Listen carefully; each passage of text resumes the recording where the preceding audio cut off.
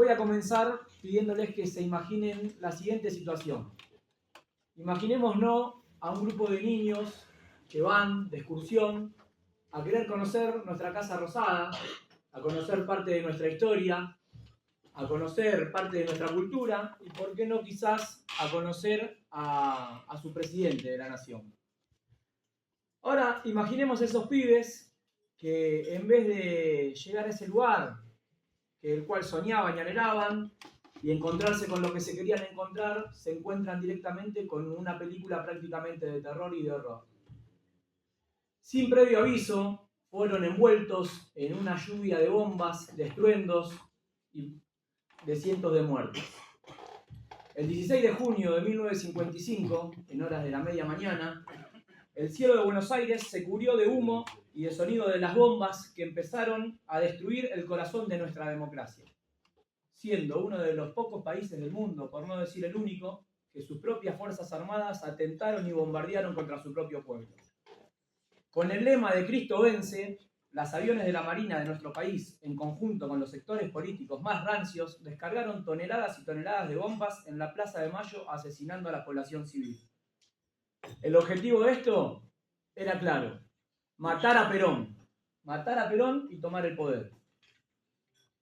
Los militares no solo veían en Perón un adversario político, lo veían como una amenaza para el país, porque las políticas del general Perón conquistaban derechos, por ende rompían cada vez más fuerte los privilegios de unos pocos. Por primera vez en nuestra patria teníamos un país industrial, pujantes y con derechos para la clase más humilde y trabajadora. Perón había logrado transformar a la masa en pueblo, y nos dio derechos y nos dio dignidad. Por primera vez en nuestra historia, la clase humilde tenía voz y votos y tomaba cartas en el asunto en las decisiones políticas. Por primera vez, la familia nuestra, las familias de los trabajadores, conocíamos el mar y podíamos poner las patas en el agua, porque no conocíamos el mar previo a eso.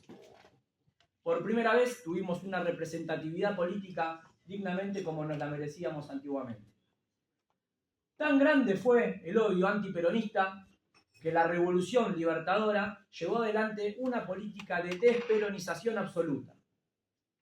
En el año 1956, y bajo el decreto 4161, Aramburu proscribe al peronismo y proscribe prácticamente mencionar el nombre de Juan y de Eva, nos prohíbe cantar la marcha, nos permite mostrar con orgullo nuestras banderas y lleva adelante una serie de medidas en donde se intervienen los gremios, se tiran para atrás los convenios colectivos de trabajo logrados en esos años, se quitan cientos de derechos y se desploma de manera absoluta el salario de la clase trabajadora, generándose despidos a mansalva.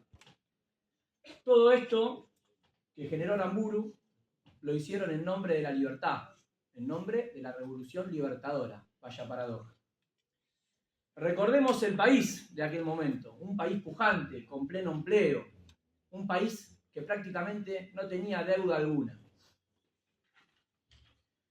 Párrafo aparte, lo que hizo esta gente en este golpe con el cuerpo de nuestra querida compañera y jefa espiritual de los más humildes, nuestra compañera Eva Perón, nuestra compañera Evita. Lo profanaron, lo violentaron, lo desaparecieron y hasta prácticamente se lo llevaron afuera de nuestro país para enterrarlo bajo otro nombre en un cementerio de Milán. ¿Cómo olvidarnos también lo que pasó en aquellos basurales del partido de San Martín, en los fusilamientos de José León Suárez, en donde allí, en esos fusilamientos de José León Suárez, de manera cobarde y por la espalda, 12 civiles fueron fusilados en aquel levantamiento del general Juan José Valle contra la revolución fusiladora. Otros 5 murieron en el acto y los demás sobrevivientes, después de mucho tiempo, gracias a Rodolfo Walsh, en Operación Masacre, nos hemos podido enterar en profundidad qué era lo que les había pasado, porque también nunca después se había contado nada. Por eso, nosotros no le llamamos la libertadora. No, para nosotros fue la fusiladora. Una de las etapas más cobardes y nefastas de nuestra patria, en donde no podían de ninguna manera que no sea esa bajar nuestras banderas de justicia social, de soberanía política y de independencia económica que Perón, en esos años de oro, junto con nuestra querida Eva Perón, habían dado y le habían entregado a todo el pueblo argentino. ¿Cómo olvidar también lo que hicieron con la Constitución del 49? Nos la derogaron.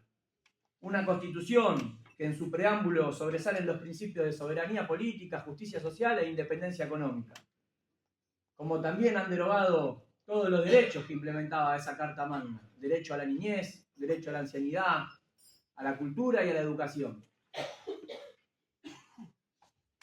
Lo que esta gente no va a entender nunca, y lo que estos tipos no van a entender nunca, es que por más que nos bombardeen, por más que nos quieran hacer desaparecer, que nos fusilen, que nos proscriban, el peronismo es un movimiento con el corazón en los sectores más populares.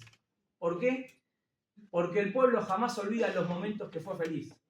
Y con el peronismo, nuestro pueblo humilde, nuestra gente trabajadora, los cabecitas negras, como le decíamos a través de nuestra compañera Eva Perón, conocieron la dignidad, conocieron un trabajo digno.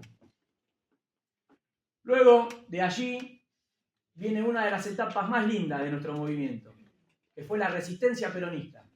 Fue esa organización con nuestro líder en el exilio, en donde los compañeros, al margen de todas las cuestiones salvajes y cobardes que le querían implementar los gobiernos de facto, seguían organizándose, seguían llevando adelante esa mística revolucionaria que nuestro movimiento siempre interpela.